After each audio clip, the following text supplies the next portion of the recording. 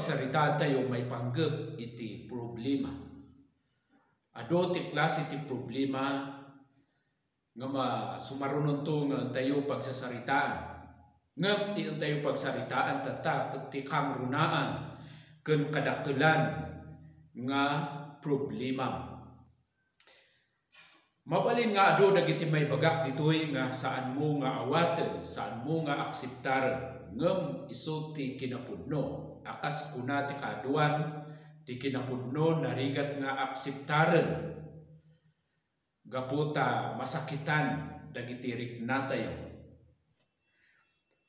Gaputa ti tao ket inbilang ken makita na iti sarili na nga isu ket nalinteg nga tao. Ti kadakelan nga problema nga entayo pagsaritaan isu daytoy baso. Saan nga kwarta? Saan nga trabaho? Saan nga adab? Saan nga salunag? Saan nga asawa? Saan nga dagita ti kadakelan nga problema? Ti problema nga kadakelan isu daytoy baso. Anya ti sarsaritaan ti Biblia may panggap iti baso. Imbagan ni Apostol Juan iti umuna nga Juan chapter 3 verse 4 nga ti basol ket isu ti panaglapsing iti linteg. Ti basol ket isu ti panagsalungasing. Iti kunan ni Santiago, iti chapter 2, verse 10, ti siya sino man amang salungasing iti maysa a bilin, salungasing na meten ti sibubukel alinteg. So ti basong tayo pagsaritaan, isuda ito iti jay pananglapsing tayo iti linteg ti Dios. Ket no adda ti maysa ka nalapsing mo nga linteg ti Dios, nasalungasing mo ti sibubukel nga linteg. Salusudek ken kakayyan. Adda kadi linteg ti Dios nga sinalungasing mo. Tinungpal mo kadi amin nga bilbilin ti Dios, manipod na yanak ka, tungtungpalem kadi enggana iti panakatay mo diti rabaw ti daga. No saan mo nga natungpal ti sibubukel nga linteg ti Dios, nagbasol ka, nakabasol ka iti Dios, ket dayta ti dakkel nga problema iti sanguanan ti Dios. Apay nga ibaga tayo nga dakkel nga problema ti baso. Ibagbaga ti sao ti Apo in surat ni Apostol Pablo iti Galatia chapter 3 verse 10 na ilunod dagiti mangipagarup nga awaten tu ida ti Dios gapu iti panagtungpalda iti linteg. Takuna ti nasantuan asurat mailunod ti siya sinuman asaan nga agtungpal iti amin ana isurat iti libro ti linteg. Ibagbagan ti apostol nga amin nga saan nga nang tungpal iti linteg nga naisurat mailunod.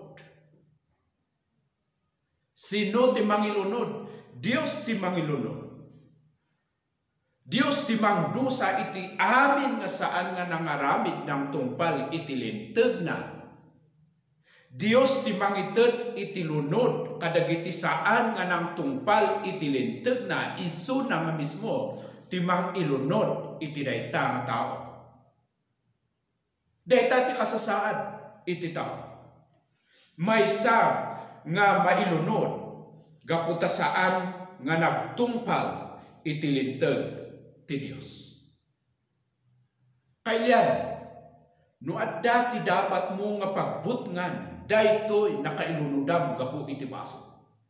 No adda ti dapat mo nga kabuten ni Apo Dios nga nangilunod ken gaputa nagbaso ka ken kuana. Isu ti dapat mo nga kabuteng saan nga dagiti anito saan nga no sino no di ket ti Dios nga mismo nga mangukom ken ka gaputa nakabasol ka itilinteg na. Isu ti dapat mo nga kabuteng ti Dios nga nangitid ti biyag mo. Dios nga mangukom ti basol. Dios nga nasantuan, Dios nga nalinteg. Amin nga basol ukumen na iti nalinteg ken nasantuan nga pangukuman na. Dayta ti dapat nga kabuteng mo. Dayta ti dakkel nga problema. No adda ti dapat nga sangitam, daytoy nga kasasaan. Maysa ka nga nailulunod gapo ta nagbasol ka iti Dios. Dayta ti dakkel nga problema. Dayta ti dapat nga ikam iti importansya. Dayta ti dapat nga sanguem habang sibibiyag ka. Habang napigsa ka pa. Sanguem daytoy nga dakkel nga problema.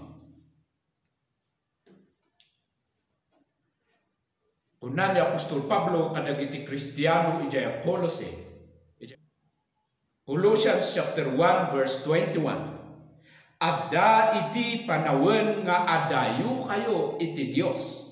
Nagbalin kayo a kabusol na gapu kadagiti dates nga aramid ken panunotyo. So iti saan da pay nga namati dagiti Kristiyano ijay Colose, adayuda iti Dios. Ti kasasaad dagitoy iti saan da pay nga namati ket kabusor ti Dios. Data ti kinapudno, puta ti Dios, kabusor na ti basol. Maikontra ti basol iti nasantuan nga kina Dios na. Iti kinalinteg na nga mangukom dosaan na iti basol. Isu nga ti Dios kabusor na ti basol. Kabusor na dagiti managbasol. So gapu ti basol, ti tao inlunod ti Dios, ken ti tao kabusor ti Dios. Ukumen na ti amin nga nakabasol. Ukumen na ti amin nga basol. Ukumen na ti amin nga nakabasol ket naibilang ka. Maysa ka, gaputa maysa ka nga naglabsing, agtultuloy nga aglablabsing iti bilin iti sao ti Dios. Maysa ka nga maukom. Maysa ka nga madusa, gaputa maysa ka nga nagbasol. Ti salusod kaylian. Problema ba dayta wenno saan? Dakkel nga problema dayta gaputa saan nga tao ti kasangom inton umay ti pangukuman. Nalinteg ken nasantuan nga Dios ti kasangom. Awan ti lusot mo iti panakadusa gaputa nalinteg ken nasantuan ti Dios nga mangukom iti basol. Anya iti solusyon daytoy dakkel nga problema ti tao gaputi basol. Kailian ti metlaeng Dios tinangited iti usto nga solusyon gaputa awan ti maaramidan ti maysa nga managbasol. Iti daytoy solusyon ti problema na Dios tinangited iti solusyon. Isu ti panangited na iti anak na nga mismo nga isu ti sumbat ken solusyon ti problema ti tao. Baga ni Apostol Pablo iti 2 Corinthians chapter 5 verse 21. Kunana awan basol ni Kristo ngem gapu kada tayo.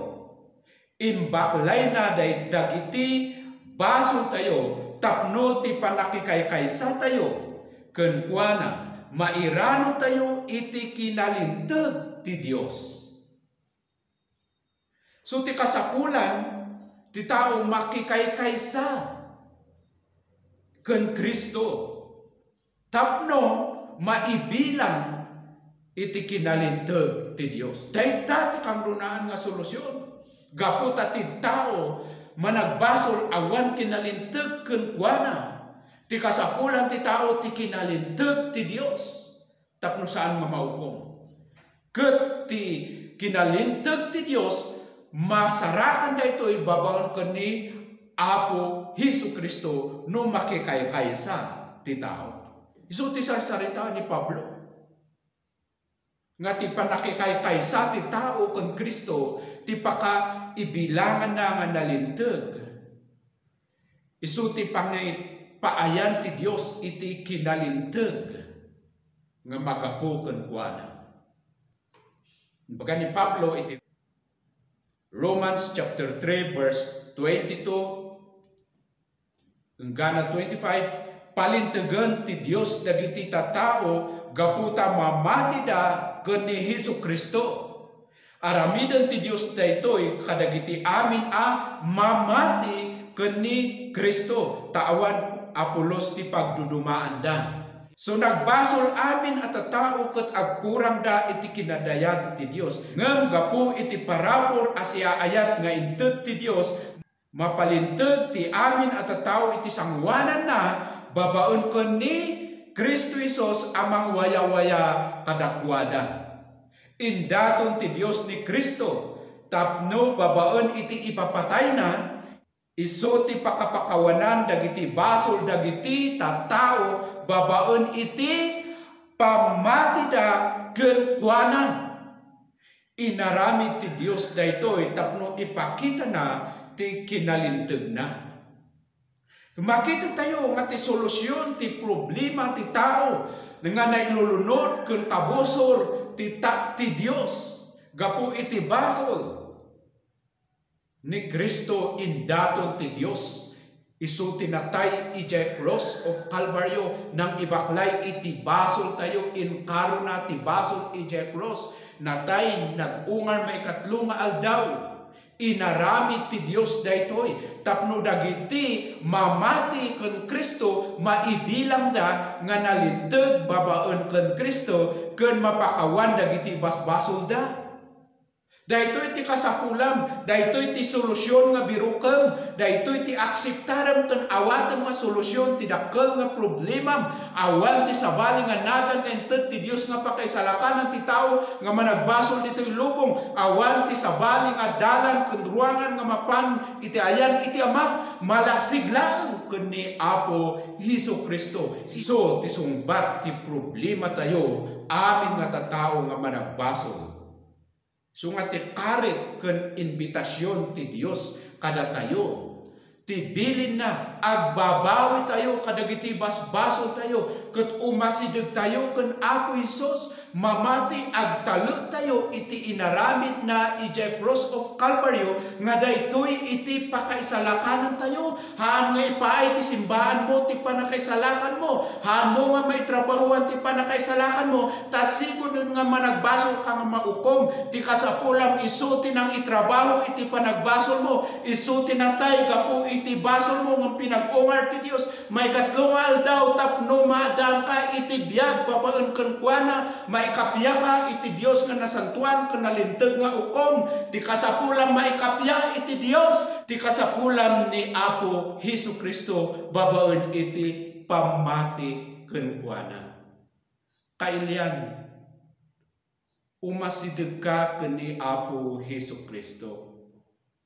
Iso ti kasapulam, iso ti solusyon ti dakkel nga problema iti imatang iti Dios. Dagiti problema iti agdama iti daytoy nga biag umay ti aldaw agsardeng dayta, umay ti aldaw panawam dayta. Ngem daytoy nga problema umay to ti aldaw, umay ti ipapatay panakaukom ti sangwem. So kasapulan nga solusyonam daytoy umay ka iti solusyon nga inted ti Dios iso ni Apo Hesu Kristo. Pagbabawayam ti basol mo ket agtalek ka ken Kristo nga iso iti natay gapu iti basol tayo. Dayta ti solusyon iti dakkel nga problema.